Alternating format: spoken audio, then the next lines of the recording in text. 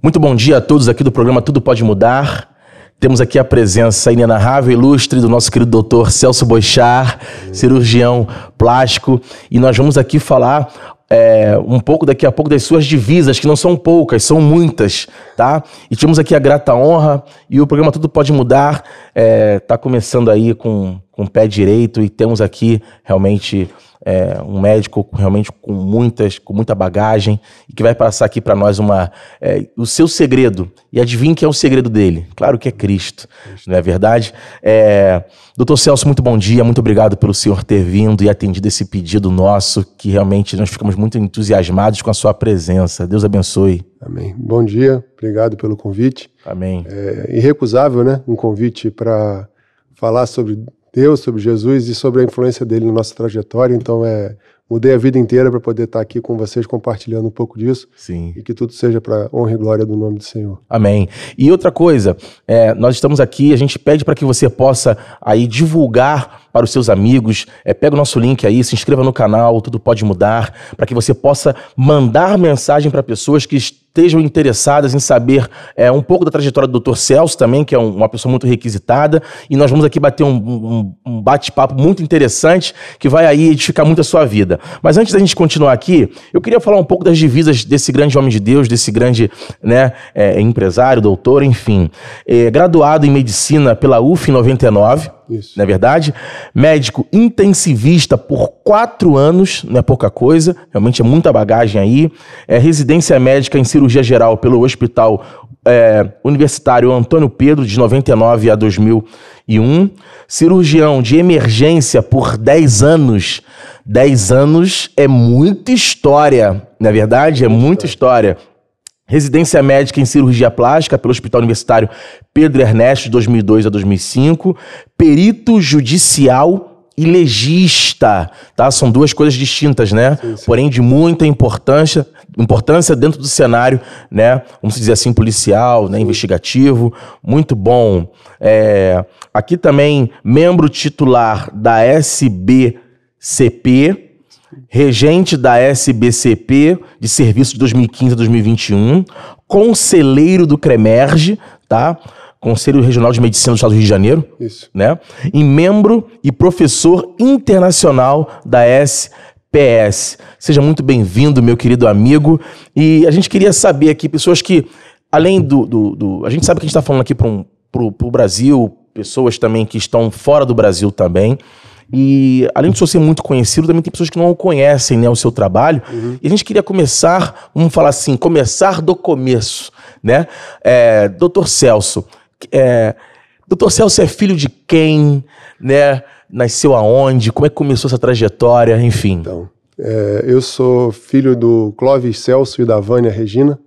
Sou neto do pastor Clério Boixar de Oliveira. Maravilha. Foi pastor na Igreja do Fonseca, na primeira PIB de Itaipu, foi pastor na primeira PIB de Maricá e terminou a carreira numa congregação lá num distrito de Maricá chamado Ubatiba, aposentando aos 92 anos de idade do pastoreio. E viveu até os 96. Combateu o bom combate. Combateu o bom combate, para a glória de Deus. Decidi fazer medicina na 5ª série. Uma situação um pouquinho embaraçante, que uma amiga minha, o pai tinha sofrido um infarto, e eu, na imaturidade, acabei usando a palavra, né, cardíaco como cardiaco, e enfim, isso gerou uma dúvida no meu coração, e eu fui tentar entender o que era aquilo, e vi o sofrimento dela, e acredito que isso tenha me inspirado, me direcionado, né? Tenha sido usado por Deus para me direcionar a fazer medicina. Desde então eu não falava outra coisa. Caramba. Eu queria ser médico.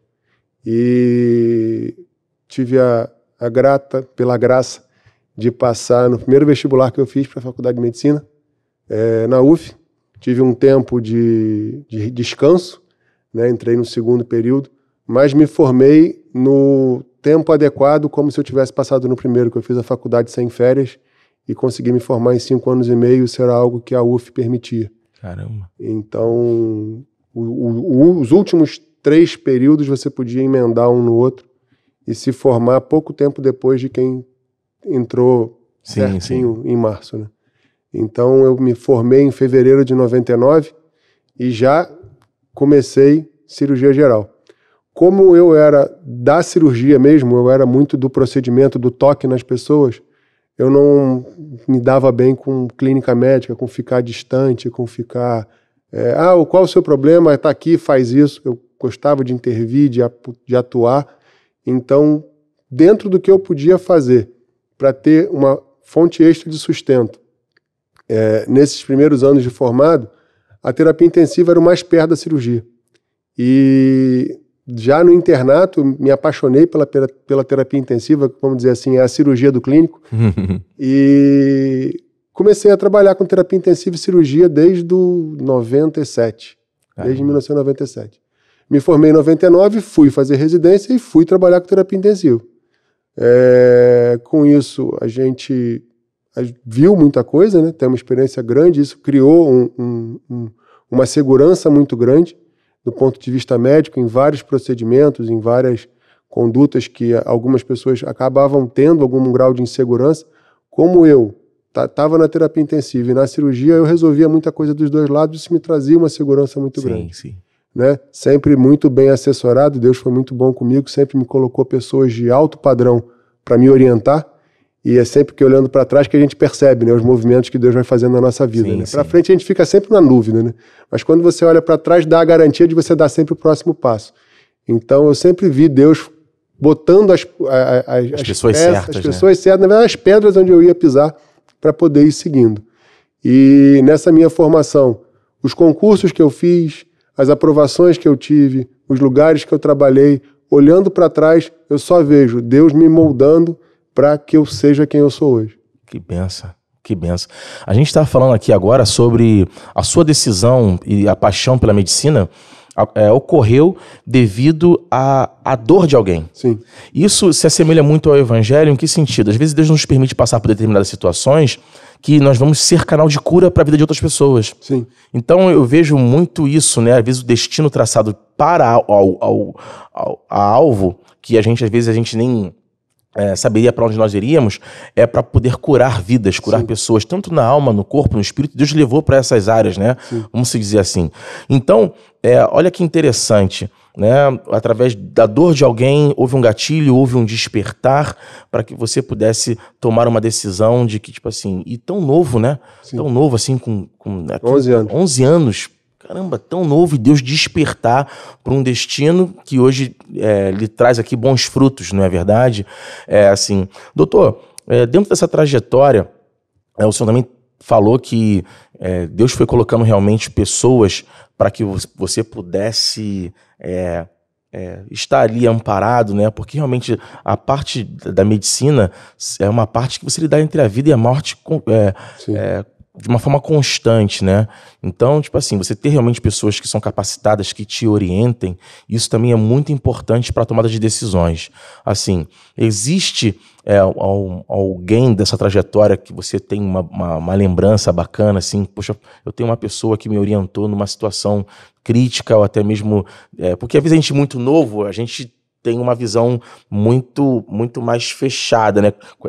A visão de pessoas mais experientes, ela tem um olhar de cima, um olhar 360 graus e tal. Você lembra vagamente de algo que te marcou? São tantos que marcaram que eu tenho medo até de esquecer alguém. Sim. Porque a cada período da minha vida tinha alguém ali para me fortalecer, para me ensinar, para me orientar com relação àquela situação, aquele momento que eu estava vivendo. Então, assim, desde um exemplo, eu achava que eu não conseguia escrever. Que isso, doutor?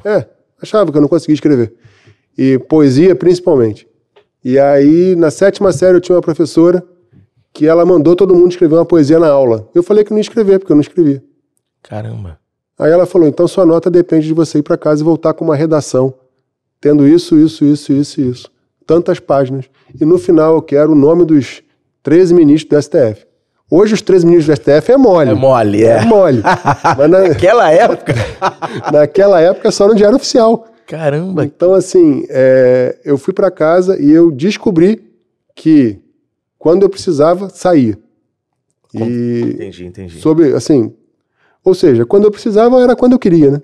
É. Então eu tive essa professora na 7ª série que me ensinou a escrever uma redação de fato sobre um momento do Brasil estava vivendo, uma coisa bem descritiva, né? Acho que a minha mãe guarda essa redação até hoje, porque ela me deu 10 na redação.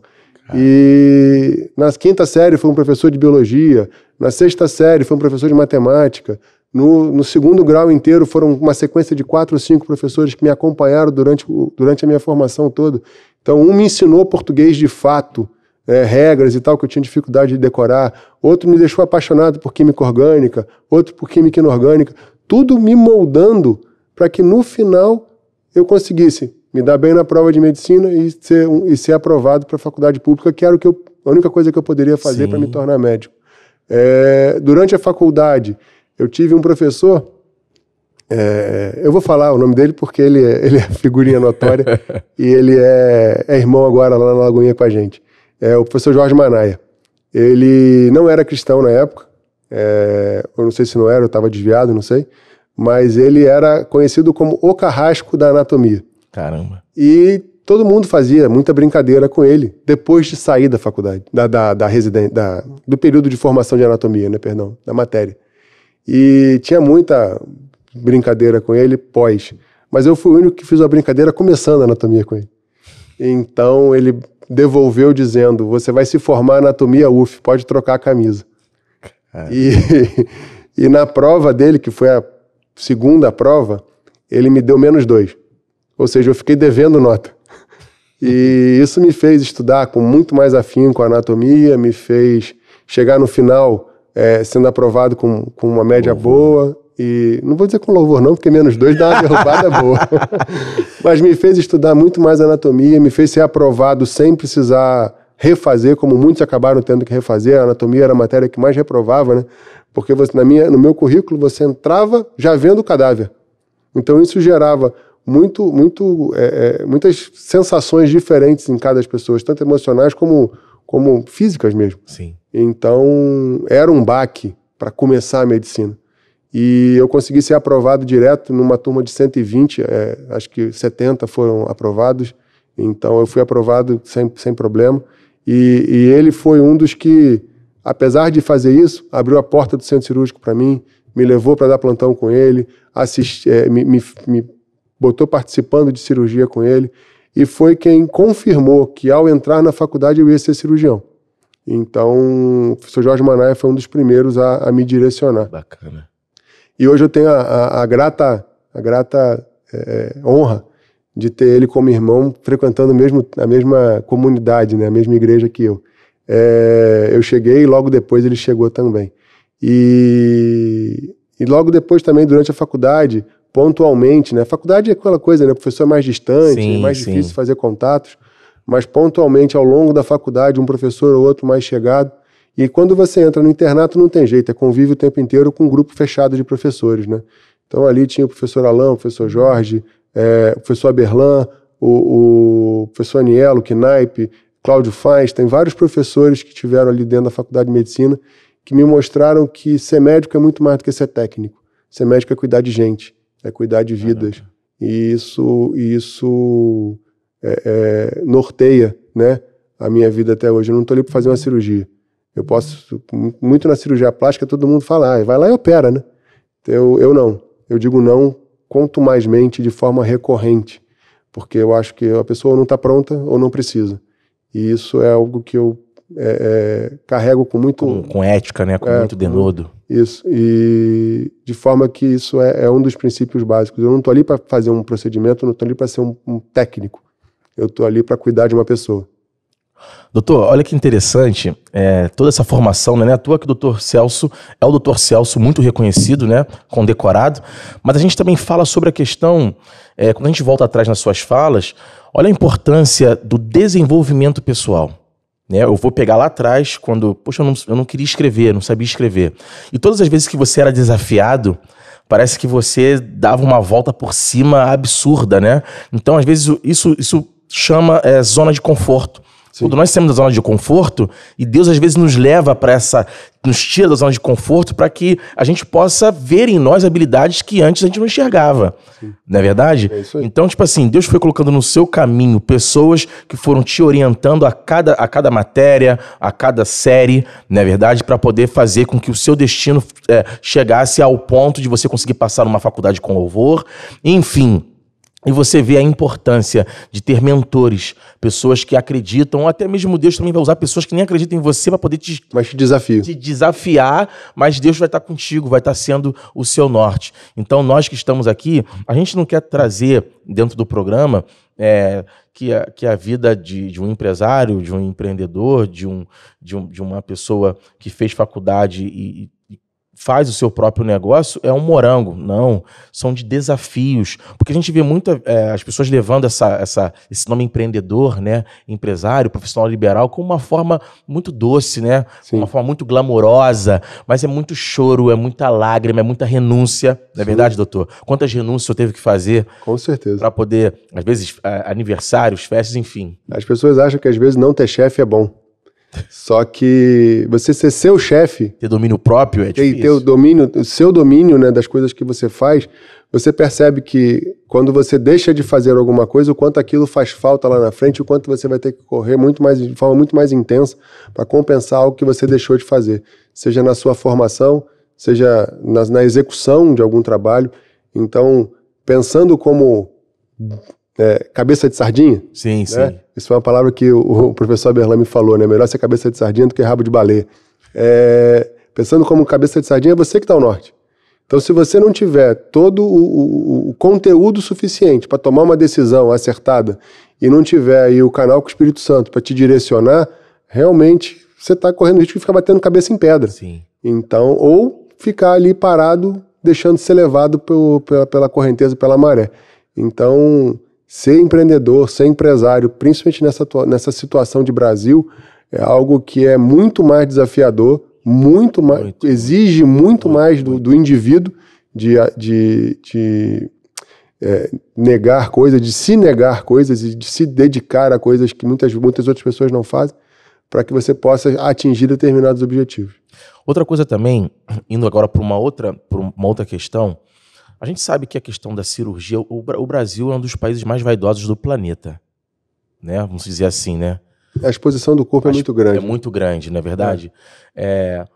A gente vê também algumas pessoas que às vezes fazem alguns tipos de procedimentos, né? Que a gente tem encontrado procedimentos, às vezes, que o senhor... Exagerados. Que o senhor... Eu fico imaginando o doutor Celso, com toda a bagagem que ele tem, quando ele se depara com alguma coisa... E eu creio também que deve chegar muito conserto, né? Doutor, conserta aqui, por favor. Às vezes a pessoa procurou o barato, que saiu caro, não é verdade? E às vezes eu creio que bate muita gente lá na sua porta, né, doutor? Sim. Para poder... E realmente é um risco muito grande, porque o brasileiro, muitas vezes, ele não quer pesquisar.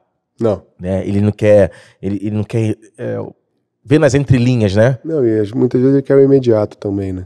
Então, assim, o Brasil, ele concorre com os Estados Unidos. Sim. Nós somos metade da população americana, mas temos quase o mesmo número de procedimentos estéticos, às vezes ultrapassamos a linha dos Estados Unidos. Então, realmente é um mercado mundial voltado para a beleza. Acredito eu que muito em face da exposição do corpo. Nós somos um país tropical. Sim. Que muita gente vive de camiseta e short. Sim. Né? Então, camiseta e short tampa pouco e isso acaba que expõe demais o corpo. Né? Tem lá toda a cultura, enfim, do povo brasileiro. Mas o que eu vejo de maior problema nisso não é a vontade ou a cultura de se tomar conta do próprio corpo, muito pelo contrário, isso é saudável. Nós somos o templo do Espírito Santo. Sim. E a gente tem que cuidar daquilo que Deus deixou pra gente cuidar, principalmente o nosso corpo. Né? Começamos por nós, depois seguimos em volta da gente. A questão é focar no imediatismo. Eu quero e eu quero agora. Eu quero e eu quero para amanhã. Eu quero e eu quero o resultado logo. Então isso faz com que as pessoas procurem atalhos, procurem caminhos que não são os melhores. Tanto do ponto de vista financeiro, ou seja, procurem o mais barato, que pode até ser alguém bom, que está começando a carreira, que não tem uma formação, que tem uma formação adequada, mas não tem uma experiência, mas formação ele tem, Então é comum que as pessoas que acabam de se formar tenham um custo um pouco reduzido, sim. Mas também existem pessoas que buscam atalhos profissionais pelo mesmo imediatismo e que não têm formação, ou a formação não é o suficiente para fazer o que elas querem fazer.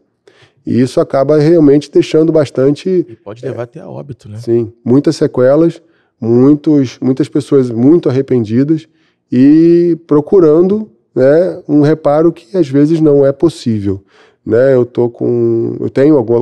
como eu fui chefe de serviço público durante muito tempo, foram 10 anos trabalhando à frente de um serviço da Prefeitura do Rio, e formando, né, médicos, né, são 40 médicos formados, cirurgiões plásticos, eu vi e vivi muito isso. E isso acabou que me segue no consultório, né? Sim. Então, pessoas que injetaram produtos que não eram adequados para a saúde, pessoas que injetaram produtos que eram liberados em doses pequenas, mas que injetaram doses muito grandes. Então, isso levando a sequelas que são para a vida. Irreversíveis. Irreversíveis, porque o tratamento é amputação. E como é que você vai amputar uma parte do corpo porque ela está inflamada? E como é que você vai fechar? Porque é tudo embaixo da pele. E aí eu crio um defeito que é do tamanho de uma nádega, do tamanho das 2 nádegas, metade numa coxa, não dá para fechar. Então, o sofrimento que isso pode causar é para uma vida.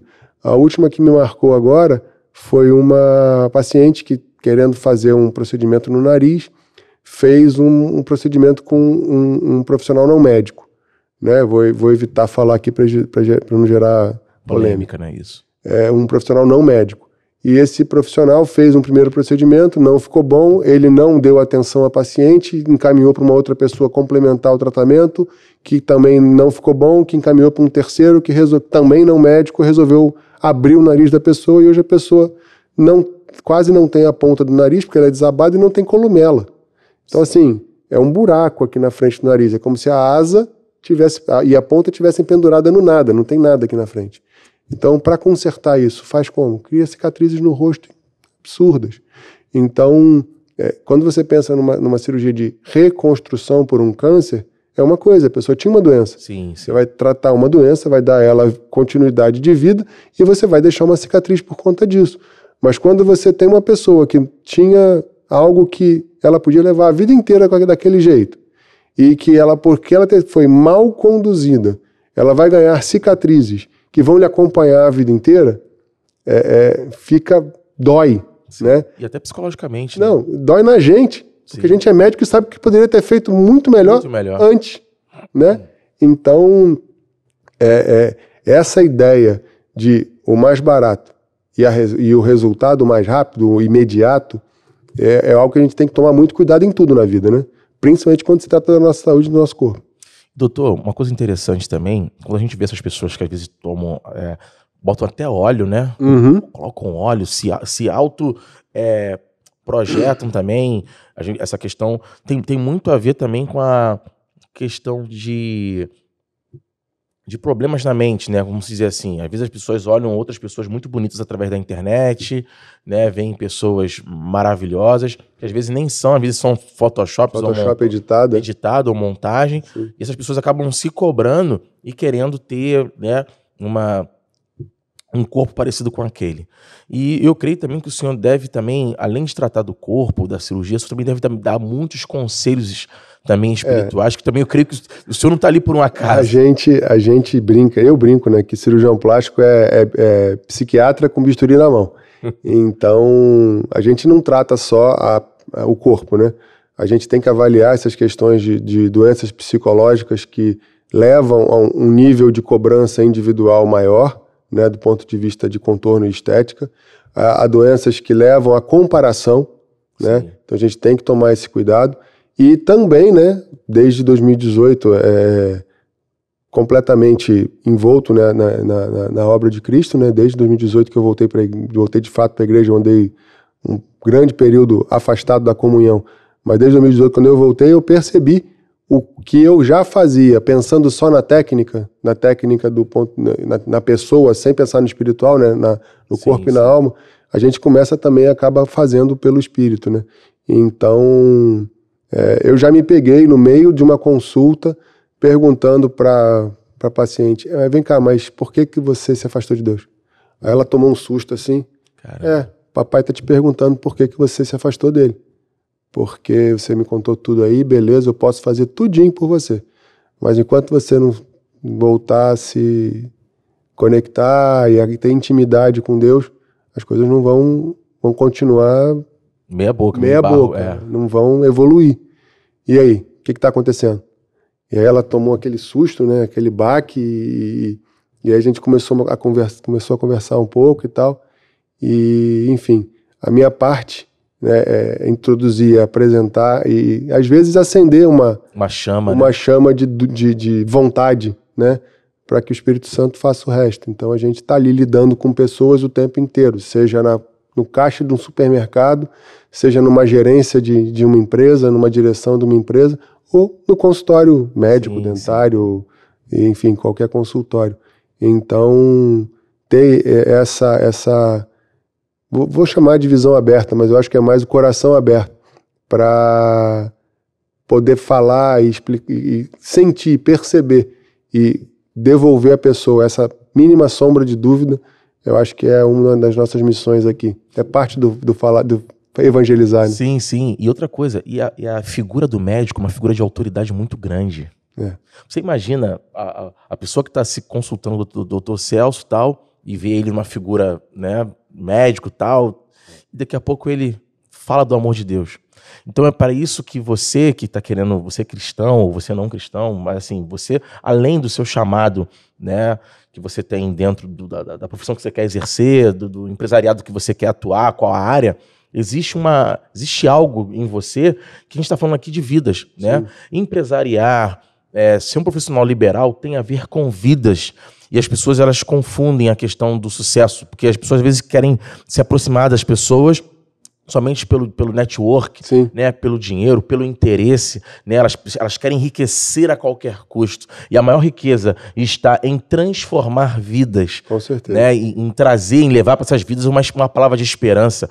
Porque a dor, muitas das vezes, para ela poder romper com determinadas áreas da vida não é a questão financeira ou a questão emocional, mas é sim um encontro com Deus. Com certeza. Né, que é a plenitude de tudo. Então, doutor, a gente vê isso muito assim na sua vida. Eu estava vendo uns posts do senhor ali, o que dizem de mim, né? O que você diz de mim? Então, uma enxurrada de comentários maravilhosos, de pessoas que admiram a sua trajetória, né? Então, quando o senhor falou assim, poxa, eu sou filho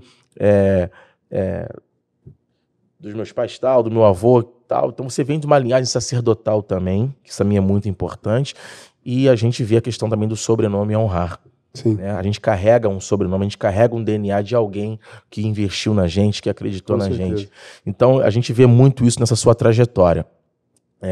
Assim, voltando para essa questão da estética, a gente estava falando da comparação do Brasil, muito me deixou assim embabacado, porque realmente Estados Unidos, a população dos Estados Unidos é muito maior do que do Brasil. E do Brasil já é grande, somos 220 milhões de brasileiros. Lá são 410, 415. Olha aí. Fora a renda per capita, né? É, absurdo. E aqui o brasileiro ainda bate de frente, né, ali. No número. No número. O número de cirurgiões plásticos, ele tem crescido muito, por exemplo, de pessoas que querem atuar nessa área. Nós temos o mesmo número de cirurgiões plásticos dos Estados Unidos. Que isso? São 7 mil, se eu não me engano. São 7 mil cirurgiões plásticos aqui e 7 mil lá. Então, a gente vem crescendo o número porque as faculdades de medicina estão abrindo em cada esquina, né? Uma política que começou com a era do PT, de desvalorizar o médico. E como você desvaloriza alguma coisa? Fazendo uma enxurrada de pessoas, né? Sim. E cada vez com qualidade de formação pior. Então, a gente chega a ter formação médica onde a pessoa não viu um cadáver na anatomia, só estudou por tábua de anatomia virtual. Isso é muito sério, né, doutor? Que a pessoa passou a faculdade inteira sem tocar num paciente e quando chega no final, sai da faculdade e não consegue uma vaga de residência por um motivo simples, não tem. Nós temos 15.590, se eu não me engano, vagas de residência médica em todas as especialidades, em todas as áreas. E E estão se formando atualmente mais de 25 mil médicos por ano. Por ano, no Brasil. Então, a residência médica é o padrão ouro da formação, né? É onde o médico vai ter um salário para se sustentar, né? É uma bolsa, na verdade, para sustento, né? E ele vai trabalhar 60 horas por semana dedicado à especialidade. Então, ele vai ter 40 horas semanais de rotina e mais 24 horas de plantão para completar as 64 horas de formação semanal. Então, é uma imersão na especialidade. Sim, sim. E isso... Para se tornar um perito, né? Exatamente. Isso dá ao médico uma vivência num período curto muito grande. A ideia é essa, né? Para eu formar uma pessoa num período curto de tempo, eu preciso dar a ela o máximo de vivência possível dentro daquela área. Então, a ideia é espetacular, é um padrão ouro no mundo, né? Nos Estados Unidos, na Europa, tem uma consciência de que você é só residente, mas a bolsa é melhor. No Brasil, acaba que o residente ainda precisa correr atrás um pouquinho por fora, porque muitos vêm de uma família que não tem tanta como sustentar, como bancar, né? E a bolsa é baixa, se eu não me engano, hoje é 3 mil e poucos reais. Então, acaba que a pessoa acaba sempre tendo um plantão extra e peca um pouco na parte do estudo, mas a parte prática profissional e na rotina do serviço dá uma imersão de treinamento que realmente não tem outra. E como a gente tem hoje um número limitado de vagas, e as pessoas buscam aquilo que entendem que dá mais rentabilidade, acaba que sobra vaga em determinadas áreas, falta vaga em outras, abre-se um mercado de formação meia boca, né? Pessoas que se formam numa cadeira de cirurgia sem ter operado ninguém, sem ter só auxiliando, né? Existem profissionais que precisam, né, de arrumar sustento e eles acabam abrindo pós-graduações com até algum credenciamento do Ministério da Educação, porque o Ministério da Educação pensa só na parte teórica. Não tem uma ideia de que o médico, por exemplo, seja uma parte prática, né? De que seja muito importante a prática. Muito, né? Ver uma lesão no livro não é ver uma lesão ao vivo. Ler uma história clínica no livro não é conversar com o paciente e saber colher aquela história clínica. Então, a parte prática é imprescindível na formação médica. E, assim, por uma política do MEC de criar pós-graduações, eles não levam isso em consideração. Então, pós-graduações nas mais variadas áreas da medicina são criadas quase que no mesmo número ou até mais do que são criadas vagas de formação. E acaba que a gente tem profissionais, mesmo médicos, com uma formação não aquém da que é necessária para executar determinadas coisas. E aí nós, como Sociedade Brasileira de Cirurgia Plástica, né, a SBCP, Sociedade Brasileira de Cirurgia, as sociedades brasileiras de especialidade, elas criaram, né, uma prova, né, através da Associação Médica Brasileira, da AMB, que é assim, o mínimo de teoria que a pessoa tem que saber para se dizer especialista, está ali. Sim. Então, você faz a prova para poder ter o título, né? Então, eu, por exemplo, eu fiz residência médica de cirurgia geral, fiz residência médica de cirurgia plástica, eu não precisava fazer prova nem nada, eu podia pegar meu diploma de residência, porque é padrão ouro, registrado no CRM, e sou especialista. Mas eu optei por fazer a prova. Então, quando eu terminei cirurgia plástica, eu fiz a prova para especialista de cirurgia plástica e fui aprovado. Todo mundo que faz essa prova tem o conhecimento teórico mínimo e fez formação num lugar onde a Sociedade Brasileira de Cirurgia Plástica foi lá e conferiu. Olha, aqui dá o mínimo, ou aqui dá tudo, mas tem um mínimo, então aqui fornece o mínimo. Dentro desses serviços credenciados, né, do qual eu fui chefe durante 10 anos de existem a mais variada gama, né? A gente vai desde a USP até um serviço no interior do estado do Pernambuco. Sim, sim. Né? Então são serviços que têm uma estrutura mínima, tem uma grade mínima, tem professores que têm a formação adequada, então tudo ali é pautado. Então quando se pensa, né, na formação médica, na segurança que esse médico pode trazer para você, o mínimo que você tem que fazer hoje procurar ver se ele tem a formação mínima. E a formação mínima é o título de especialista, seja pela SBCP, seja pelo CRM. Porque só registra no CRM quem tem residência ou o título da MB. Então, se tiver qualquer um dos dois, a pessoa pode confiar um pouco mais no profissional. Lógico que confiança é uma construção. Né? O profissional tem questão de empatia, tem questão de venda, infelizmente, né? A medicina hoje ela é um serviço. Sim. Então o profissional tem que se vender. Essa é a minha guerra hoje comigo mesmo. Eu não sei me vender. É um dos pontos que tá ali me desafiando na minha transição, né? Agora como empresário da medicina. Sim, né? sim. Eu, até 2018, 2019 eu era puro médico. A pessoa me procurava, eu ouvia a história, eu oferecia o tratamento e eu conduzia baseado nisso. De 2019, 2020 para cá, a gente viveu aí essa loucura de pandemia e eu comecei a ter que me apresentar e me vender. E isso aí é o diferencial hoje do empresário médico, né? Ele não basta ele ser médico, ele tem que aprender a vender que ele é médico, né? Não basta só se vender também, porque você cai naquela história do você só um técnico. Sim, né? sim. Vender a técnica, não adianta.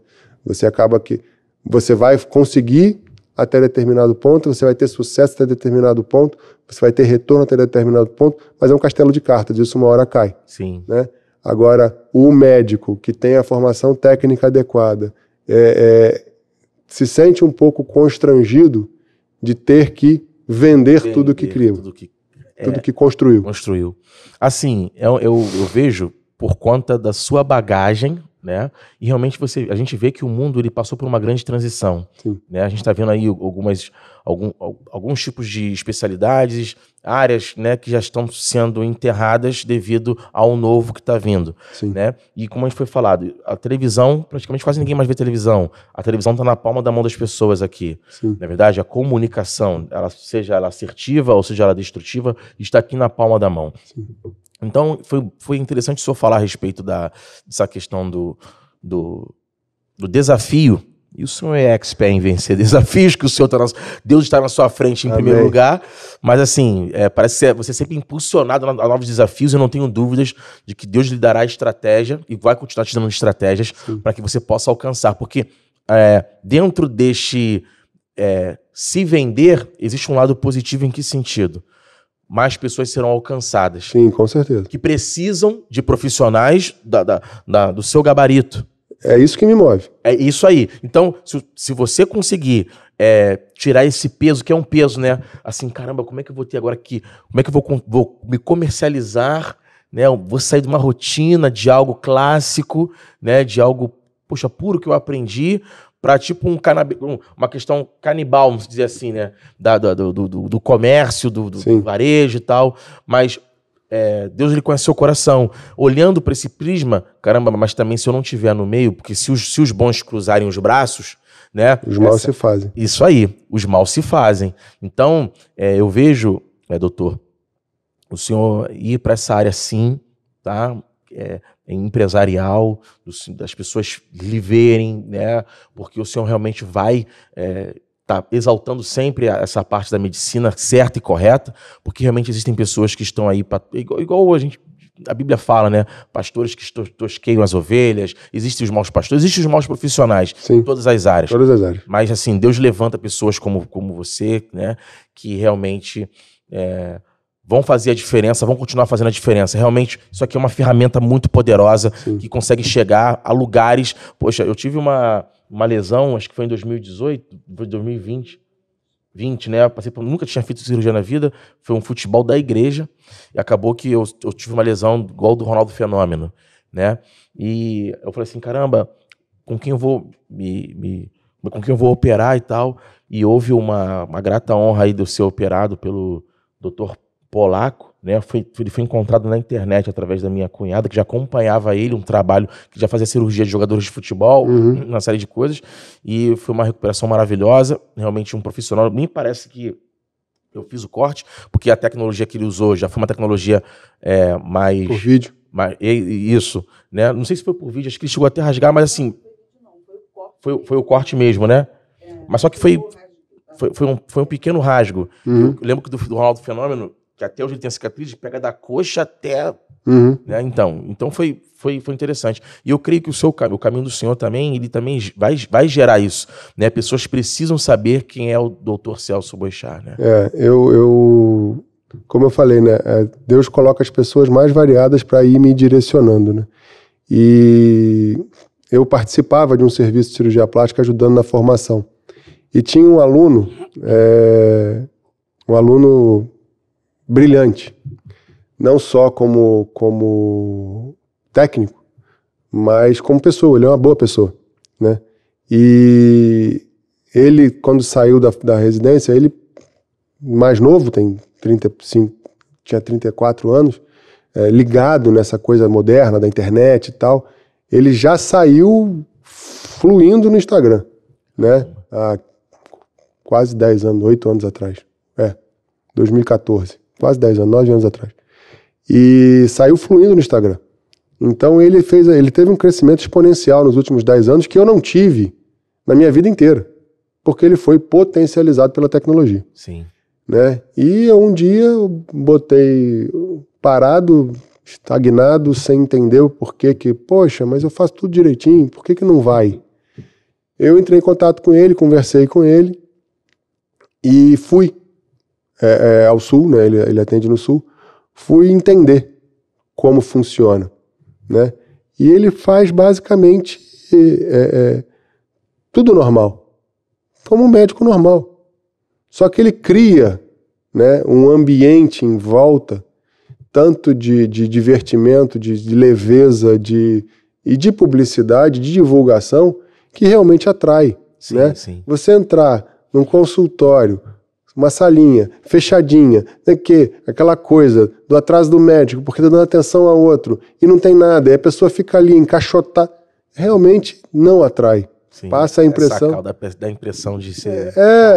falta uma vontade, né? Vou lá para quê? Falta uma vontade de seguir o atendimento, de seguir o tratamento. Então, ter essa visão macro de que o paciente também é um cliente que precisa de agrado, que precisa de cuidado, que precisa ser visto muito mais do que só do procedimento que ela está buscando, que precisa ser visto até às vezes de problemas que ela nem sabe que tem, né? Por exemplo, paciente acima do peso. Ele é um paciente que tem um quadro de inflamação crônica. A gente não falava sobre isso, né? A gente operava pacientes que estavam acima do peso e tinham um alto índice de complicação, né? Por conta desse processo de inflamação crônica que o corpo vive, né? Por conta da obesidade, do excesso de açúcar, do excesso de enlatado. E então isso fazia com que qualquer processo de cicatrização fosse mais demorado, trouxesse mais desconforto. Quando você para e começa a tratar o paciente antes da cirurgia para combater isso, você tem um processo cirúrgico muito mais fluido. E a paciente fica, no final das contas, com uma experiência muito melhor. Só que essa experiência que ela viveu da cirurgia acaba se transformando em alguma coisa que ela leva pro resto da vida. Por quê? Poxa, mas eu me sentia tão mal antes da cirurgia. Foi a cirurgia sozinha que me deixou me sentindo bem? Não, a cirurgia também me deixou porque eu olho para mim e gosto de mim. Mas toda a mudança que eu tive que fazer para operar me deixaram me sentindo melhor. Por que eu não vou seguir fazendo isso? Então, quando você começa a ter essa visão de que precisa ir além, você acaba se moldando para fazer o diferencial, né? Para fazer diferente. Você tem essa questão de o mercado está aí cheio de coisa. Por que eu não posso me colocar também no mercado para me oferecer como algo diferente? E quando eu vou tratar, eu de fato trato tudo de forma diferente. Sim. Pensando no acolhimento, pensando no conforto, pensando na segurança, pensando no resultado, pensando no pós e no acompanhamento tardio. Então, quando a gente tem essa visão macro do que a gente está oferecendo de serviço, né, você acaba conseguindo, de fato, um mecanismo até para quebrar as suas próprias barreiras. Sim. Pô, eu não quero me vender, mas eu não estou me vendendo. Eu estou vendendo a boa prática médica, eu estou vendendo a medicina. Sim. A boa medicina. que se eu não fizer, é aquilo que você falou, os maus vão fazer. Vão fazer. Então, quando a gente junta um pacote para poder oferecer o melhor para todo mundo que procura a gente. E tem se falado muito sobre a humanização do atendimento médico, né? Eu acho horrível esse termo. Esse termo, né? Tem se falado muito. Porque é de humano para humano, como é que eu vou humanizar o que é humano? E tem se falado muito isso. Eu vejo muitos jargões em empresas, a humanização do produto tal, a humanização do produto X, do produto Y, né? Uma equipe multidisciplinar que vai te dar um atendimento e ouvidos a clientes ou pacientes poliqueixosos. Meu medo é quando resolverem humanizar a inteligência artificial, né? A IA, né? Aí ferrou. Rapaz, o futuro tá tenso. Mas a questão da humanização é sair do técnico. É aquilo que eu sempre falei, que eu tô falando desde o início aqui. Não ser só técnico.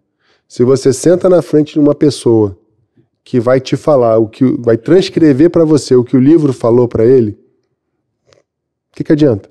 A inteligência artificial faz. O computador hoje em dia faz isso, né?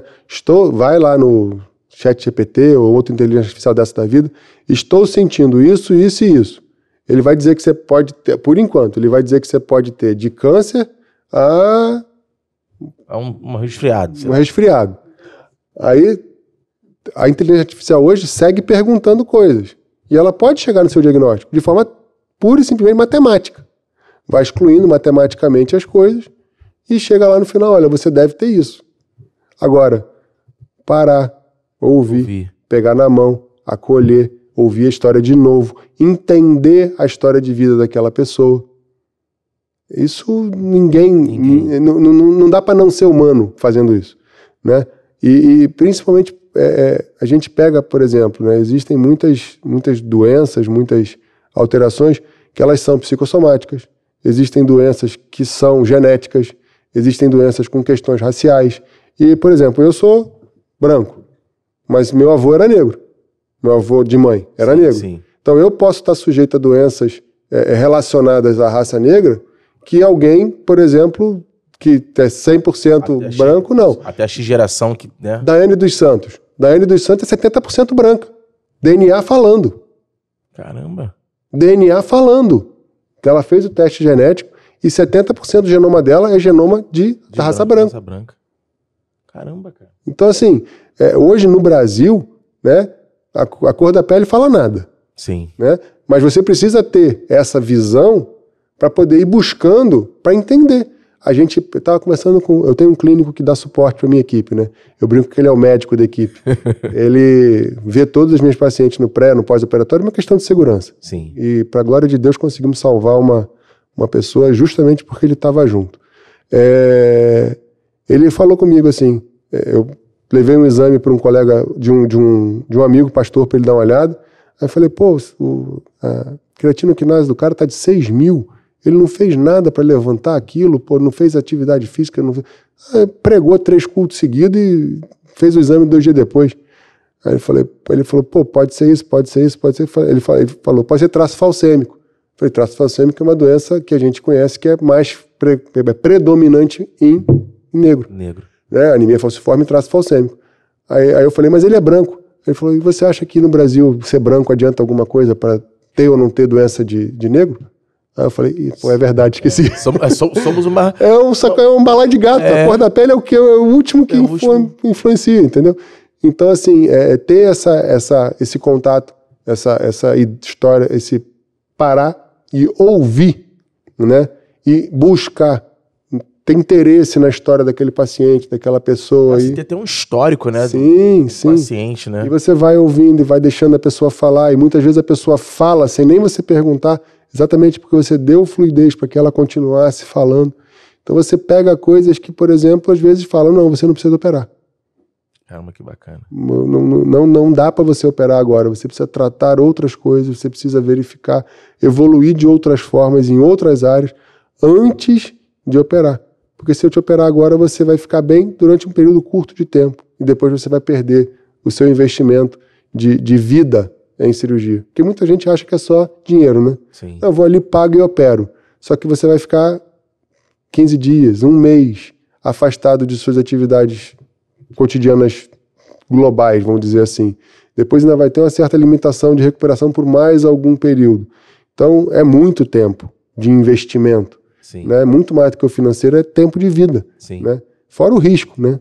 Então, ter essa questão de... Essa consciência, né? De que todo médico deveria, quando está ali, naqueles 10, 15, 20, 1 hora, 2 horas, em frente a uma pessoa, ele precisa dar 100% de atenção para ela e deixar fluir tudo que aquela pessoa precisa falar para que se crie um raciocínio clínico, se monte uma história, se encadeie os pontos para que se chegue a um diagnóstico e a proposta de tratamento correto, é imprescindível. Então, falar de humanização na medicina, para mim, é contrassenso. Mas, de fato, a gente tem muito médico que segue um padrão de medicina americano, europeu, onde você tem aqueles logaritmozinhos, né, onde se tem isso, pode ser isso ou isso. Se tem aquilo, pode ser aquilo ou aquilo. Se tem aquilo, pode ser aquilo, aquilo ou aquilo outro. E aí vai tirando, né, vai cortando. É por probabilidade. Vai cortando as possibilidades de doença. Você vira uma inteligência artificial, porque é isso que eles fazem. Você não faz o médico pensar, né? Não. Então, mas assim, a questão também da saúde preventiva, ela também é um ganho pro paciente. Com certeza. Também, né? Com certeza. A saúde preventiva, eu estava vendo uma pesquisa há um tempo atrás que os homens, acho que 60% dos homens têm dificuldade de ir ao hospital ou só vão se tiverem realmente morrendo, né? Porque já é uma cultura, é uma questão cultural. E tem mudado também. O homem também está se tornando vaidoso. Tá. Né? Em todos os sentidos. Em todos os sentidos, né? Que aí, não sei se esse termo ainda existe, né? Que era o famoso metrosexual. Né? Não sei mais, porque é tanto sexual hoje. Tanto, né? O metrosexual é aquele cara que gosta de uma boa aparência, se vestir, tal.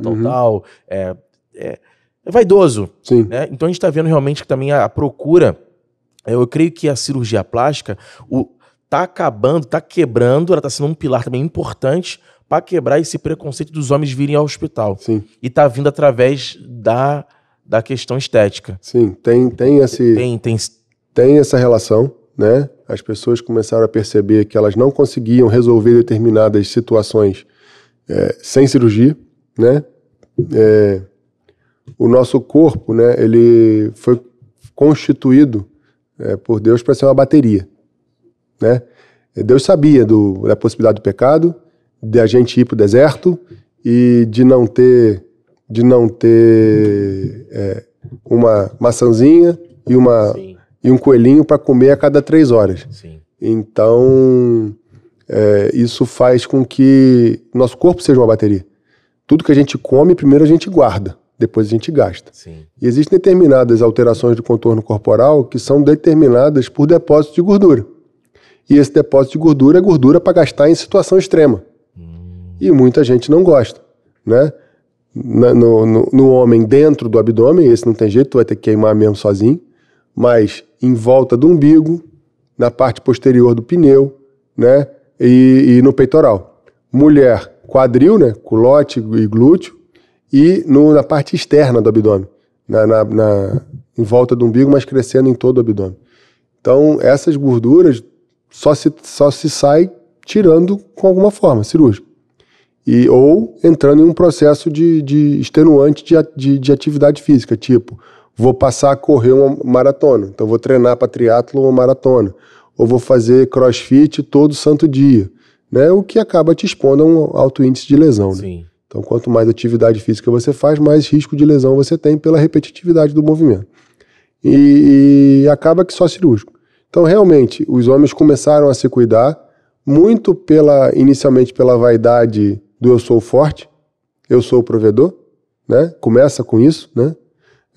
Daqui a pouco passa pelo futebol do final de semana, Sim. que o cara não consegue mais correr o que corria, não consegue mais fazer o que fazia, então ele passa a intensificar um pouco mais as atividades para conseguir fazer, que quando você é garoto é mole você correr 2 horas jogando bola. Quando você tem 40 já não dá para correr 2 horas, você vai começar a querer ficar na banheira, já vai E aí o se cuidar para conseguir correr 1h30 ou 1 hora jogando bola, já começa a funcionar. O cara começa a fazer atividade física para conseguir fazer o que ele gosta. Né? Seja em casa, cuidar dos filhos, seja na diversão, jogar bola ou jogar vôlei, o que for. né? E acaba que vira um pouco do, poxa, eu faço tanta atividade, eu faço tantas coisas e eu não vejo esse resultado no meu corpo, o que está faltando? E aí essa questão que eu falei, dos depósitos de gordura que estão ali porque estão para ter. Sim. São para ter. Sim. Estavam ali porque durante um determinado período da nossa evolução a gente andava pelo deserto. E se não tivesse, não tinha chegado do outro lado. Né? Mas o projeto está aqui, é o mesmo. Né? Mudou pouco. Deus é perfeito. Né? Perfeito. Então a gente tem que cuidar muito disso, né? E é essa visão mesmo da cirurgia plástica hoje. Preparar a pessoa para poder fazer o procedimento e seguir posteriormente. Mas quase nem todos têm essa ética que o senhor tem. Vamos assim... Muita gente pensa só no pontual. No pontual. Vou resolver o meu. É. Muita gente pensa só no pontual, vou resolver o meu. Porque, tipo assim, a área médica é uma área tão nobre, né? Uma área nobríssima, uma área, assim, maravilhosa. E eu vejo, tipo assim, eu imagino o senhor pensando, assim, de uns tempos pra cá, a gente fala também, acabou que eu nem toquei nesse assunto, mas eu ia tocar, até passou em branco. O senhor levantou muito bem com relação à questão do PT, que quando quando o Estado ele começa a interferir em determinadas coisas, é ruim. Imagino para vocês profissionais, né, que quando vêm esses setores públicos, às vezes, que não detêm do domínio, não trazem um corpo técnico para poder dar andamento àquilo que, poxa, foi traçado durante muitos anos, o que é o certo. A gente tem vivido, né, na área da saúde pública, né, uma questão bastante desafiadora para o médico, né?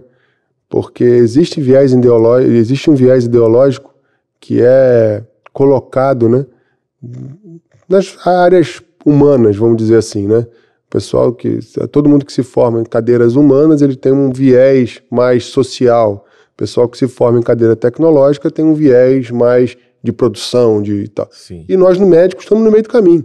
Que a gente precisa do tom humano e precisa da tecnologia, né? Então a gente fica ali no meio do caminho. E esse viés social que veio, né, com 2002, se eu não estou enganado, que começou a ser cada vez mais imputado a nós, né, do aborto como forma de controle de natalidade, e não de um controle mais moral da natalidade ou de um controle educacional da natalidade. Oferece o aborto e pronto. Questão do transgênero, que também vem sendo imputado, empurrado goela abaixo dos médicos. E ao mesmo tempo, pelo outro lado, né, cloroquina faz tudo, cloroquina resolve tudo, ivermectina resolve tudo. Então, assim, o que eu vi, né, como conselheiro do CRM e como médico que participou efetivamente da pandemia, apesar de cirurgião plástico, porque como eu tinha 4 anos de terapia intensiva, na hora que a prefeitura fez um chamamento para médicos para o CTI do hospital de campanha, me pediram, eu quero 4 nomes. Eu falei, eu e mais quantos? Não, você é o chefe. Não, eu não vou mandar ninguém se eu não for na frente. Sim. Aí, porra, vou ficar aqui sem você, isso aqui. Não, tem outros aí que fazem meu trabalho, o hospital tá fechado. Aí, enfim, eu fui para o hospital de campanha e o que eu vivi lá dentro me fez perceber o quanto guerras ideológicas fazem com que a sociedade perca. Porque a ciência cai. Muito forte. A cloroquina, ela tem um efeito anti-inflamatório que teria ajudado muita gente. Então, talvez tenha ajudado muita gente, porque muita gente tomou independente de qualquer coisa. Sim. Mas ela não era a cura do negócio como foi divulgado. Sim. Né? Ao mesmo tempo que a vacina tinha questões de pesquisa muito importantes que precisavam ser levadas em consideração, tanto que a vacina que eu tomei não pode mais ser feita. A vacina que eu tomei, foi uma das primeiras que saiu, a segunda, se eu não estou enganado, não pode mais ser feita, porque ela tem uma complicação de tromboembolismo. E a Covid, no final, foi descoberta como uma doença microtromboembólica, por isso que atacava tantas áreas do corpo, porque na verdade ela atacava o sangue. Caramba. Então, assim, esses vieses ideológicos, eles não deveriam poder influenciar a ciência. Mas não tem jeito, nós somos humanos. E tudo nos influencia. Sim. Né? E aí que entra, talvez, Deus equilibrando tudo. Né? Porque você não vai se deixar desviar do caminho que o Espírito Santo está te dizendo, está te comandando. Né? Então eu, durante a pandemia, eu consegui, para a glória de Deus, tirar algumas pessoas do tubo. Glórias a Deus. Consegui entubar e estubar essa pessoa 1 semana, 10 dias depois, né? E com muita oração, não só técnica, porque foi o período que ninguém sabia nada. Caramba. Nada. Tô bem. Um cenário de guerra, né, doutor? De guerra. Depois que o Clexane entrou na jogada, uma medicação boba, né? Que todo mundo fazia para internação prolongada. Sim. Mas o que o pessoal percebeu? Quando a pessoa resistia à fase aguda e precisava entrar com anticoagulante, ela saía mais rápido. Então o pessoal começou a estudar esse ponto. Os hospitais que começavam anticoagulante precocemente, que a pessoa ia para o tubo e não sabia quanto tempo, eles começaram a sair mais rápido. Então foi uma observação, né? Na medicina de guerra tem muito isso, medicina com algo que a gente não conhece tem muito isso. Você vai observando as vertentes de tratamento, o que cada um acontece e como funciona. Então, quando isso foi encontrado, o tratamento melhorou muito. Muito mesmo. Não foi só a virulência do vírus que baixou. Sim, sim. A gente aumentou a efetividade do tratamento. E muitas outras pessoas começaram a sair. Era uma luta, era uma guerra, a gente não tinha insumo, o mundo não tinha insumo, o mundo não tinha coisa.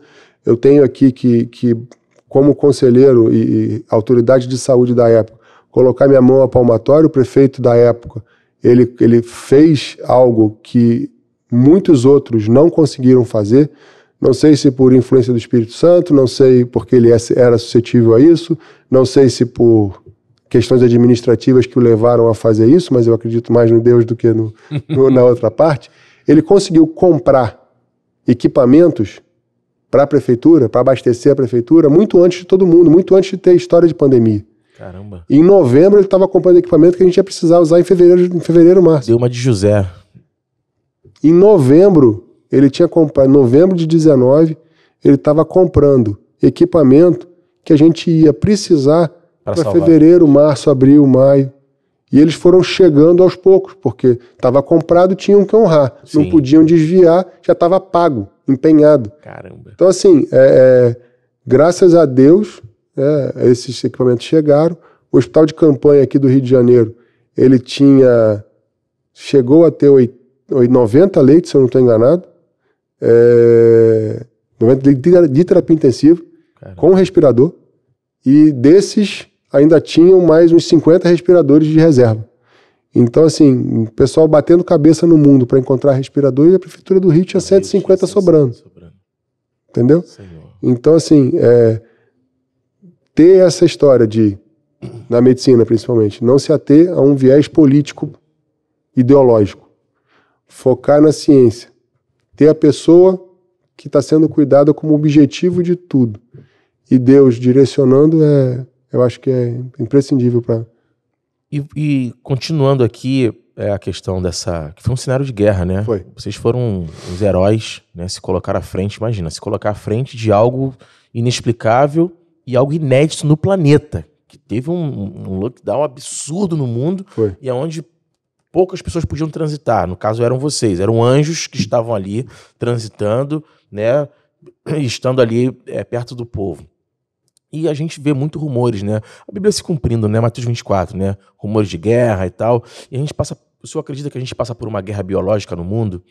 Uma guerra... Ou tipo, isso é um conto de Nárnia? As pessoas às vezes ficam meio que perturbadas porque é tanta informação, tanto efeito da conspiração. Exatamente. Que as pessoas ficam assim, meio que... O que a gente recebe, né? Como autoridade de saúde sanitária do Estado, né? Informação pipocada, porque de onde vem não libera, né? A gente sabe que o vírus veio da China, a gente sabe que veio de um laboratório. Se ele foi vazado de propósito ou se ele foi vazado sem querer, acredito que nunca saberemos, por um motivo simples, político. Sim. Ninguém vai falar que a China vazou um negócio que parou o mundo e que só ela se deu bem. Sim. Então, mas por que a China se deu bem? Eles estão em lockdown até hoje, lockdown de pequenas cidades. Eles fazem lockdown pesado. Na verdade é prisão domiciliar de pequenas cidades, né? Covid de volta, tranca a cidade. tranca tudo, ninguém se mexe e acabou. E lá pelo autoritarismo eles podem fazer isso. Mas no final das contas, o único lugar do mundo que teve um ganho foi o parque industrial do mundo, que hoje é a China. Sim. Né? Então, não dá para dizer se foi de propósito ou não tem como saber. Lógico, as autoridades, talvez, com o serviço secreto disso, daquilo consigam, mas a gente nunca vai saber. Sim. Só sabe que o vírus era estudado num laboratório. Se foi esse vírus que vazou, se foi alguém que pegou um vírus desse, que mutou dentro dele e vazou fora, a gente acho que nunca, historicamente, talvez daqui a uns 200 anos a gente tenha noção disso. Ou na eternidade, né? Enfim. Enfim. Mas o mundo hoje, ele sempre viveu, né? Numa guerra, seja de influência, seja bélica. Sim. Né? Quem é o cabeça do mundo, né? Foi Roma, foi Babilônia, foi Grécia, foi Inglaterra, foi Espanha, foi Estados Unidos, a Rússia tenta ser, a China tenta ser. Então a gente vive uma guerra de influência que mistura... chegando no fim, né? Que mistura guerra de física, né? Bélica.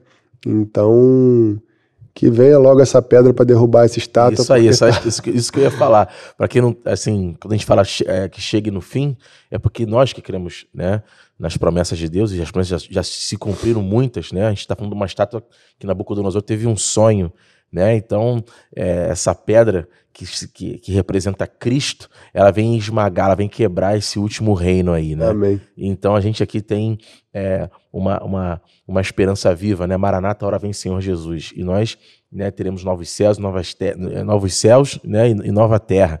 Então a gente vê que todo o reinado, todo o império desse mundo, tanto que o doutor falou aqui, muitos reinos passaram e foram engolidos por outros reinos. Então não existe um reino na terra que se subsista, né? Um reino eterno, né? O único reino que vai existir para toda a eternidade é o reino de Cristo Jesus, o ressurreto dentre os mortos. Amém. Então, doutor, a gente, são muitos assuntos profundos e variados, né? A gente vai, né, acabar entrando aqui, enfim. Uma outra coisa também que eu queria falar com o senhor é a respeito também da questão do rejuvenescimento. Sim. Né? Que também é uma procura muito grande. Eu não gosto muito do termo, não. Né? Não, que eu não consigo rejuvenescer ninguém. Pô, bacana. Rejuvenescer é voltar para trás no tempo. Só Deus faz isso. Pô, bacana. Né? Ele que estava presente no passado, está presente agora e vai estar no futuro e é o mesmo sempre. Então, rejuvenescer não é possível do ponto de vista médico. Né? Mas é muito vendido esse vendido, termo, né? Sim, mas o termo se refere a combater os efeitos do envelhecimento. E, lógico, quanto mais cedo você começa, mais grata é o seu corpo, seu resultado. Exatamente. Então, a partir dos 25 anos de idade, a gente de fato começa a envelhecer, que é quando se encerra a produção na média, né?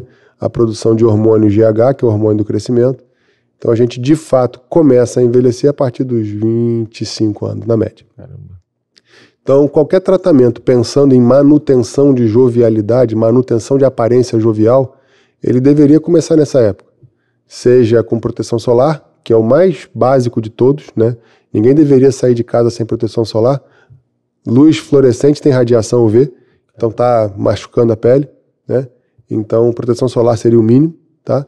E a partir daí combater as alterações com hidratação da pele, estímulos à produção de colágeno, bloqueio de ação muscular que levam a marcas de expressão. Sim. Né? E à medida que a gente vai envelhecendo, vai se criando pele em determinadas regiões do corpo, vai se perdendo volume em outras regiões do corpo. Então essas reposições de volume e tratamento de excesso de pele vão se fazendo ao longo de uma história. Quando você não fez nada e chegou assim, tipo eu, 47 anos, quero fazer alguma coisa, o tratamento é um pouco mais intenso, né? Sim. Quando você vem fazendo ao longo do tempo, ele fica bem mais diluído e, por conseguinte, bem mais leve de ser feito, né? Então, repor volume no rosto, que hoje é o que muita gente fala de harmonização facial, né? Ele ele tem um objetivo inicial, que é combater o efeito do envelhecimento, né? A gente vai perdendo volume na região da maçã do rosto, a gente vai perdendo volume na região da órbita, a gente vai ganhando peso na região da bochecha, no contorno da mandíbula, vai descendo, né? Perde volume em cima, o volume que está em cima escorre e desce para baixo. Então, fazer o procedimento combatendo isso é muito interessante, tem um resultado excepcional, desde que respeitado certos limites, né? Ficar o tempo inteiro se injetando com produto, achando que aquilo ali vai, de fato, combater para sempre o envelhecimento, não é algo, medicamente falando, interessante a médio e longo prazo. E é por isso que você tem tanta gente com a famosa cara de travesseiro ou pillow face, que fica há muito tempo fazendo uma coisa achando que não tem limite, porque divulgam que o produto é absorvível. Só que o produto, já tem estudos mostrando, ressonância magnética, que o produto fica lá. O que passa é o efeito, porque você continua envelhecendo e, consequentemente, você perde o efeito, né? Por isso que o termo rejuvenescimento não é tão interessante, porque você segue envelhecendo e tudo que você faz gera alguma coisa que para frente pode atrapalhar um procedimento seguinte. Então tem o cuidado no planejamento do tratamento contra um envelhecimento é imprescindível para um excelente resultado a médio e longo prazo. Então, a prevenção é... Prevenção sempre. Mas, digamos, uma pessoa, homem ou mulher, de 45 anos, que engordou, emagreceu ao longo da vida, exposição solar, aquela coisa toda, já se sente um pouco envelhecido para a idade. Tem algumas coisas que a gente pode fazer não cirúrgicas para começar um tratamento, mas tem outras que são só cirúrgicas. E tentar fazer com não cirúrgico algo que só se resolve cirurgicamente vai fazer com que, aos 55, 50, 60 anos, ele tenha alterações que são muito mais difíceis de serem abordadas do ponto de vista cirúrgico e que não tem solução não cirúrgica. Então, pesar a mão e planejar adequadamente com profissionais gabaritados, não só um, né? Eu sou cirurgião plástico, eu gosto do bisturi. Sim. Tem alguns colegas meus que ainda se dedicam um pouco mais à ciência da dermatologia. Mas, enfim, ter profissionais que vão trabalhar à sua volta, trabalhar em você, para que você tenha o melhor da medicina em prol de você mesmo, em prol da sua saúde, em prol da sua beleza, que seja, é muito importante. Então eu trabalho com dermatologista de referência, trabalho com endócrino de referência, trabalho com clínico de referência, porque não adianta estar com a máquina toda carcomida, sem funcionar direito e por fora a lataria inteirinha. Então a gente tem pessoas de referência que a gente vai trabalhando em conjunto para que aquela pessoa / paciente tenha o melhor que a medicina pode oferecer, tanto do ponto de vista de orientação nutricional, quanto do ponto de vista de controle de doenças crônicas, quanto do ponto de vista de performance, né? Hoje em dia se fala muito em performance, sim, né? Sim. É uma vertente da medicina que está muito em xeque, né? Porque não se admite na medicina dose de reposição hormonal de pessoa que tem um hormônio, né? Então, se ela tem hormônio, não tem por que repor. E se ela não era para ter o hormônio, para que repor, né? Mas existem questões que um bom endocrinologista pode, né, levantar, pode conduzir de forma a fazer com que a pessoa tenha o melhor do corpo dela, do ponto de vista de controle metabólico, né, que é isso que o hormônio faz, né, um controle metabólico global, levando também a um controle do estado clínico, levando também, no final das contas, a uma beleza maior do conjunto. Então, eu aprendi com rinoplastia que não existe beleza sem função.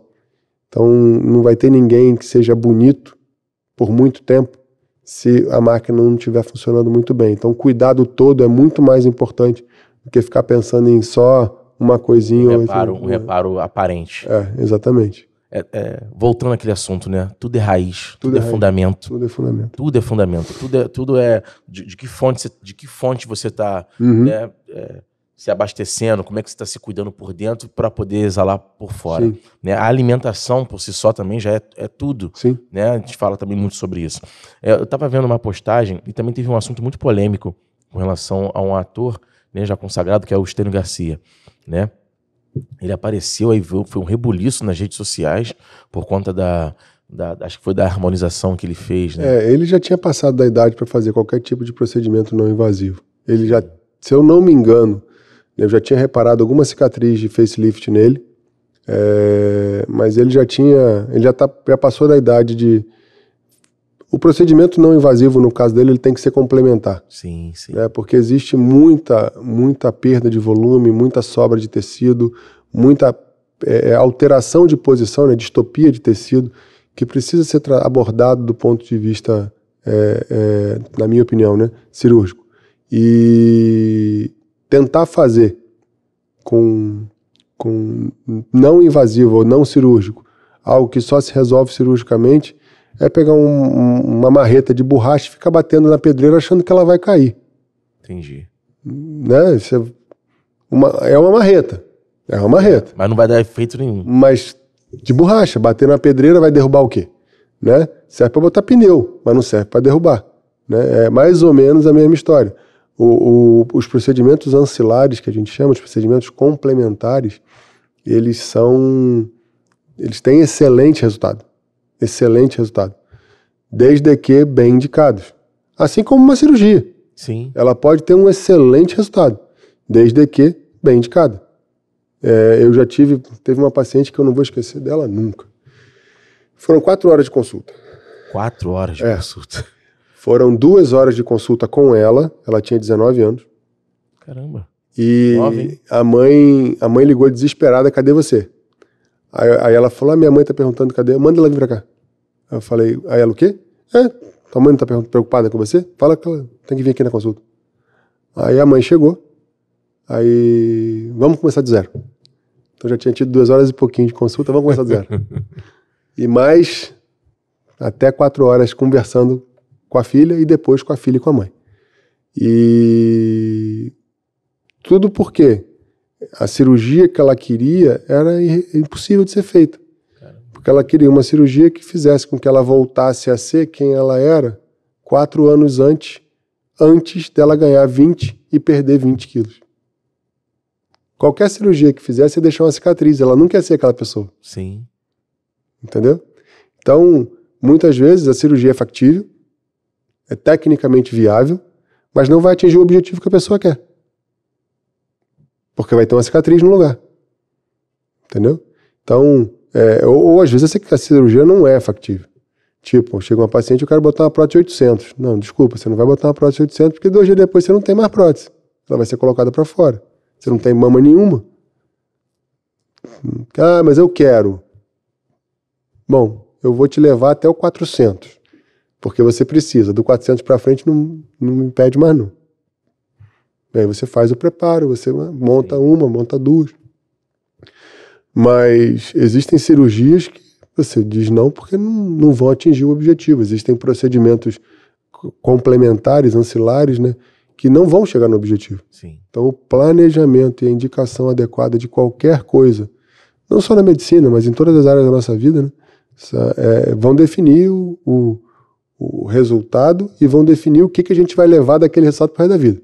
Porque nunca acaba no resultado. É dali para o resto da vida. Mas uma cirurgia plástica é tão cara. Quanto tempo você pretende viver com o teu corpo? Você não está comprando um carro que daqui a 2 anos você vai vender. É todo um trabalho psicológico, é toda uma retórica, todo um confronto. Não, e uma conscientização de que você não tá comprando algo que daqui a pouco você pode desfazer. Você está mexendo em você, com quem você vai conviver para o resto da sua vida e que seja longa. Então ter isso, criar essa conscientização depois de tudo que a gente vem vivendo de mercado voltado para a saúde, é difícil, mas é o que a gente precisa fazer, entendeu? De que a gente não está vendendo um tratamento, a gente não está vendendo um produto, a gente não está fazendo uma cirurgia, A gente está moldando você com quem você vai conviver pro resto da sua vida. E aí? Essa cicatriz que vai estar aí, ela será que não vai te incomodar em determinado momento? Se você não tiver certo do que você está fazendo agora, ela vai. Se você estiver fazendo por moda, vai. É por isso que a gente hoje vê tanta onda de explante. Retirada de prótese. Por quê? Por quê? Porque não estava segura quando colocou. Porque colocou a prótese com a ideia errada. Como assim? Ah, porque o implante pode causar isso, causar aquilo outro. Não, não pode. Não tem nenhum estudo científico que comprove que o implante de mama causa qualquer tipo de doença. Nenhum. E não são estudos pequenos. São estudos com 20 mil mulheres. 15 mil mulheres, 25 mil mulheres. Então, assim, acompanhamento social a médio, longuíssimo prazo. Não foram feitos no Brasil, Canadá, Suécia, Europa, Estados Unidos. Então, não tem nenhuma comprovação científica que uma prótese de mama possa causar qualquer coisa. Aí, em 2017, começa no Facebook uma moda de que implante de silicone causa uma síndrome baseada em adjuvante chamada síndrome ásia, que tem, sei lá quantos sintomas, 27, 30 sintomas. Algo que tem 30 sintomas e que não necessariamente eles precisam estar interligados entre eles, desculpa, não é causado por nada. Né? Vai desde fadiga, queda de cabelo, passando por mal-estar, por impotência, por isso, por um monte de coisa. Aí você fica assim, tem como provar? Nunca vai ter como provar que o silicone causa alguma coisa. Muito daquilo ali é relacionado à depressão. E aí a pessoa tem um corpo que ela não gostava, fez uma cirurgia que ela não queria, e agora ela bota a culpa do problema dela numa prótese. Tirar a prótese é interessante? A pessoa fala que quer tirar a prótese, eu tiro. Mas ela não pode falar para mim que vai melhorar por conta daquela cirurgia. Não relaciona nada. Prótese eu quero ter ou não quero ter. Ótimo, beleza, acabou, morremos por aqui. Não, mas eu vou melhorar. Eu não estou te falando isso. Não estou te falando isso. Então, assim, muito na medicina segue essas questões de modismo, segue essas questões e a gente tem que estar ligado tudo para poder tratar a pessoa. E o interessante que eu vejo essa questão tão consciente do Dr. Celso é que realmente é vidas, Sim. São pessoas, porque ela vai se olhar no espelho todos os dias. Imagina ela se olhar no espelho, porque tem muita gente andando e não sabe da sua identidade. Sim. Ela não se conhece, né? Nós que temos aqui um caráter de Cristo, nós sabemos quem somos em Deus, sabemos quem somos diante da sociedade e qual é a nossa missão e quais são os nossos propósitos. Muitas pessoas não se conhecem e acaba que, né, o senhor acaba sendo um canal, um exponencial com relação a isso. É também natural o senhor encontrar, né, tem pessoas também que às vezes gostam muito de procedimentos a tempo e a hora, toda hora. Tem. Que querem fazer... Uma lipo por ano, lipo por ano, um preenchimento, não sei o quê, todo ano quer fazer alguma coisa. Tem, né? É um alto índice de insatisfação pessoal, esse tipo de paciente é um alerta pra gente. Caramba. Eu, graças a Deus, eu tenho uma paciente assim só, que eu cuido dela com muito cuidado, com muito carinho. Eventualmente faço uma coisa ou outra que de fato tem indicação, mas a gente vai... E é ruim, porque quando eu não faço, ela arruma alguém que faça e volta pra... e volta pra mim. Mas enfim, essa ideia, né, da cirurgia plástica como um mecanismo da pessoa poder se enxergar de novo com olhos de amor, eu acho que é o melhor da cirurgia para mim. A gente vive num mundo que todo mundo aponta o dedo. Sim. Todo mundo julga. E a pessoa acaba se julgando porque foi mãe, acaba se julgando porque não se cuidou, e não consegue se ver bem. Não consegue se enxergar bem. E a gente percebe, né, pós-cirurgia, como as pessoas se enxergam melhor, se veem melhor, se posicionam melhor e acabam agindo de forma diferente. Não vou dizer melhor, mas diferente do que vinham fazendo, né? Conseguem se impor mais, conseguem botar a sua opinião para fora com mais segurança. Então isso acaba fazendo com que elas cresçam. Eu acho que para mim isso foi o que me levou a fazer cirurgia plástica de fato, né? eu fazia cirurgias grandes, cirurgias curativas de câncer, e a paciente ficava preocupada com a cicatriz que ela ia apresentar na praia. E eu falei, gente, mas existe uma questão voltada ao externo que influencia o psicológico. Então eu posso fazer algo externo que vai influenciar muito mais internamente do que uma cirurgia interna. Então eu caí nessa área muito por conta disso, né? De realmente impactar a forma que a pessoa se vê e como a forma que ela age com o mundo e reage ao mundo. Então, o que eu vejo na cirurgia plástica ao longo desses anos é isso, né? Você apresentar a pessoa de volta a ela mesma, seja fazendo algo, seja às vezes não fazendo nada, mas que ela se veja como Deus a vê. Muito forte, muito forte. E tem chegado ao final do nosso programa, né? É um porque o Dr. Celso aqui é muito conteúdo. Creio também que das outras não vai faltar a oportunidade dele voltar aqui de novo ao nosso programa. Prazer. Né? E na realidade, nós queríamos, antes da gente fazer aqui a parte final, né, que a gente sempre pede para que, né, a gente deixe uma palavra de, né, ainda mais que o senhor lidar com muitas vidas, com muitas pessoas que lhe seguem também, e acabou que a gente sempre entrou. A gente ia para um tema, mas sempre entrava sempre na pessoa, né? Essa questão do cuidado, e o senhor também consegue também resgatar essa autoestima das pessoas através daquilo que Deus colocou nas suas mãos para fazer também. Isso também é muito importante. Tanto que quando amigos, né, próximos a nós, rapaz, o doutor Celso cuidou da minha esposa, rapaz, botou ela novinha, não sei o quê, brincadeiras, né, internas assim, e todos muito felizes e satisfeitos. Então, gera para a pessoa e para quem está com a pessoa e para quem admira a pessoa também. Eu brinco que isso é cirurgia com 200% de resultado. Você cuida da esposa e o marido se cuida. Se cuida, né? 200% de resultado. Então leva na realidade uma edificação, né? Para quem está sendo assistido e para quem está ao lado dessa pessoa também. Então realmente o seu trabalho é muito nobre, um trabalho realmente... E o que a gente puder fazer, né, enquanto amigos, enquanto pessoas que estão assistindo aqui, admiram o trabalho do Dr. Celso, né, fazer com que outras pessoas possam também ser alcançadas pelaquilo que o Senhor faz e trabalha, né, o que for depender de nós enquanto amigo, enquanto servos de Deus também, isso vai chegar aos 4 cantos aí da terra, se Deus quiser, tá? Porque realmente a gente tem visto aí profissionais excelentes como o Senhor, né, que não podem, que tem que realmente ser um expoente, até mesmo para essas futuras gerações que estão aparecendo e estão vindo. E eu sei que isso é tão admirado quanto, e muitos também querem seguir os seus passos, os seus caminhos também. Né?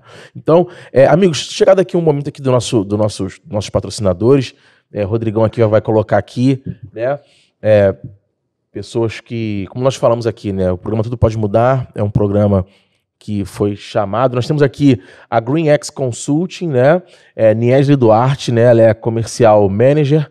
Você que está querendo aí morar nos Estados Unidos, você quer ter aí uma residência lá através do seu Green Card, tem várias formas, né? Existe uma equipe jurídica, né, que atua com muito denodo, atua com muita competência, que pode estar dando um norte para você. Vão te ouvir, vão querer entender o porquê de você querer morar fora do país. Então aqui tem a GreenX Consulting, né, com a pessoa da Niesley. Aqui também nós temos o CRI. O que é o CRI? O CRI são cristãos e empreendedores, né, da Lagoinha, Rio de Janeiro, né, um trabalho maravilhoso que tem sido feito através de pastores, né, pessoas que estão se entregando, né, de uma forma muito importante, onde tem cuidado de empresários, né, pessoas são empresários que passam às vezes por momentos emocionais, espirituais. O intuito do CRI é fazer com que o empresário se sinta abraçado pela palavra de Deus, pelo Espírito Santo, né? É um trabalho tão maravilhoso que muitas vezes o empresário pede para que pastores líderes também possam ir na sua empresa, fazer uma oração, né? São pessoas que realmente precisam de uma posição espiritual. Além disso também, a Igreja Lagoinha, né, Rio, juntamente com as demais Lagoinhas, trazem também empreendedores capacitados também que vão passar treinamentos, expertise para você, empresário, de forma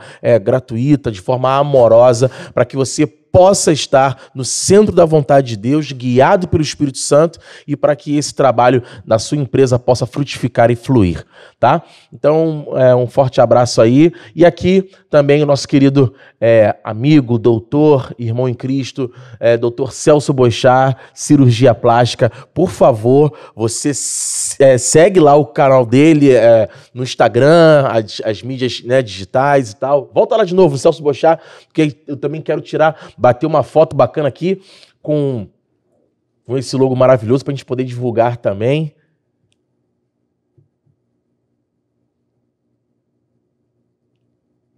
Aqui é tudo ao vivo, irmãos, aqui na hora e tal. Então, doutor Celso Boixá, por favor, siga esse grande homem de Deus, tá? Faça uma indicação e também, por favor, mande esse programa aqui, tá? Para muitas pessoas que precisam. Você sabe que pessoas precisam de umas técnicas diferentes. Poxa, imagina ser cuidado por uma pessoa realmente que foi direcionada por Deus e além de ser também um grande profissional.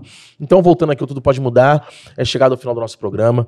Doutor Celso, o programa Tudo Pode Mudar, quer agradecer ao Senhor, porque a gente sabe que o Senhor é um homem realmente com uma demanda muito alta, com uma agenda super apertada, mas eu creio que o Senhor entendeu também que o chamado de hoje foi um chamado também, eu creio que muito mais espiritual. Com certeza. Né? E a gente quer agradecer, é uma grata honra ter o Senhor aqui conosco. E o Senhor já deu tantas palavras maravilhosas, né, para as pessoas, né, dentro dessa conversa. E a gente queria que o Senhor desse uma palavra para essas pessoas, às vezes, que se sentem, vamos dizer assim, desassistidas, às vezes elas estão sem aquela identidade, querem fazer, às vezes, um procedimento, só que tem dúvida, né? Enfim, o que o Senhor sentiu no seu coração, o que o Espírito Santo tocar no seu coração também, fique à vontade, o Senhor pode... Falar assim de sopetão é difícil para mim, né? Mas vamos lá. Pensando na minha área, né? Pensando em cuidar de pessoas, pensando em ser cuidado, né? O mais importante é, de fato, você decidir se cuidar. Sim. Né? Nós somos templo do Espírito Santo, a gente precisa se cuidar para cumprir nossa missão, né? E a única forma de abreviar a nossa missão na Terra é não se cuidando, né? Então, a forma que a gente tem de alongar é honrar pai e mãe, né? Sim, biblicamente falando, sim. Vamos alongar a missão, honra pai e mãe. E de abreviar é largando o cuidado, largando o amor próprio. E um dos mandamentos, né, os mais importantes, ame o teu próximo como a ti mesmo. Sim. Então, o autocuidado é o início do amor próprio. Então, buscar esse autocuidado é de Deus, não é vaidade apenas. Se sentir bem consigo mesmo é saúde, né? É um preceito de saúde, a saúde emocional, a saúde com o próprio corpo, se enxergar bem, né? Você não foi envelhecer, não é para desabar, não é para ficar feio, não é para perder saúde, muito pelo contrário, né? A vida moderna tira muito da gente que evolutivamente a gente tinha, né? Que mantinham a nossa saúde, né? As caminhadas diárias, a alimentação com cozimento lento, de comidas com pouco sal, com pouca gordura, ou com uma gordura menos saturada. Então, ter cuidados de vida saudável são imprescindíveis para que a gente possa cumprir a integralidade da nossa missão. Sim, né? Sim. Então, esse autocuidado é o que eu gostaria que eu levo, né, que eu peço para que as pessoas tenham, e aí vai envolver tudo, né? Vai chegar até lá em mim. Então, esse autocuidado eu acho que é o principal, principalmente na vida de empreendedor, onde você tem que se negar muita coisa, onde você precisa abdicar de muita coisa, né? Então, crie uma rotina, não só espiritual, do autocuidado espiritual, mas também do autocuidado físico e do autocuidado da família. Sim. Né? Tenha essa rotina semanal, não vou nem dizer diária, porque às vezes a vida é tão louca que não tem como ser diário, mas tenha uma rotina semanal, tantas vezes por semana eu vou fazer isso, isso e isso, e se eu não chegar nos últimos 3 dias, eu tiver que fazer os 3 dias seguidos, eu tenho que fazer, eu tenho que cumprir aquilo que eu programei para minha semana. Tenha essa rotina semanal de autocuidado espiritual e de autocuidado da família, que eu acho que são as 3 coisas que estão realmente faltando no mundo que a gente precisa cuidar. O autocuidado até é divulgado muito aí com a parte da estética, né? Mas não é só isso. É muito mais do que só ir para academia malhar. Acho que é isso que... Bacana, bacana. Irmãos, doutor Celso Boixar, queremos agradecer mais uma vez pela sua presença, tá? E mais uma vez, queridos amigos, Deus abençoe você que está nos assistindo, tá bom? Não se esqueça de se inscrever no nosso canal, de divulgar essa mensagem aqui, esse podcast maravilhoso, com a presença do nosso querido doutor aqui, para os seus amigos e familiares. Um forte abraço e Deus abençoe a todos.